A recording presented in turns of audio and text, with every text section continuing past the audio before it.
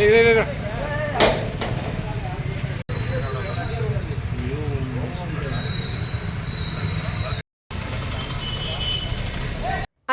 ಹಸುಗಳನ್ನು ರಕ್ಷಣೆ ಮಾಡಿದ ನಗರ ಠಾಣೆಯ ಪೊಲೀಸರು. ಗೌರಿಬಿದನೂರು ನಗರದ ನಾಗಪ್ಪ ಬ್ಲಾಕ್ ಬಳಿ ಭಾನುವಾರ ಮುಂಜಾನೆ ಖಚಿತ ಮಾಹಿತಿ ಮೇರೆಗೆ ನಗರ ಠಾಣೆಯ ಪೊಲೀಸರು ಕಾರ್ಯಾಚರಣೆ ನಡೆಸಿ 2 ಕಂಟೈನರ್ ಲಾರಿಯಲ್ಲಿ ಸಾಗಿಸುತ್ತಿದ್ದ ಸುಮಾರು 56 ಹಸುಗಳನ್ನು ರಕ್ಷಣೆ ಮಾಡುವಲ್ಲಿ ಯಶಸ್ವಿಯಾಗಿದ್ದಾರೆ.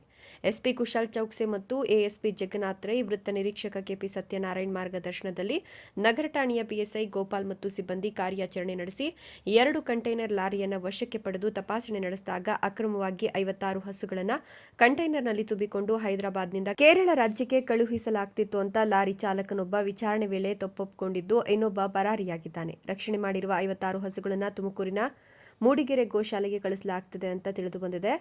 ಎಫ್ಐಆರ್ ದಾಖಲಿಸಿ 2 ಕಂಟೈನರ್ ಲಾರಿಯನ್ನು ವಶಕ್ಕೆ ಪಡೆದು ಮುಂದಿನ ಕ್ರಮ ಜರುಗಿಸಲು ಪೊಲೀಸರು ಮುಂದಾಗಿದ್ದಾರೆ.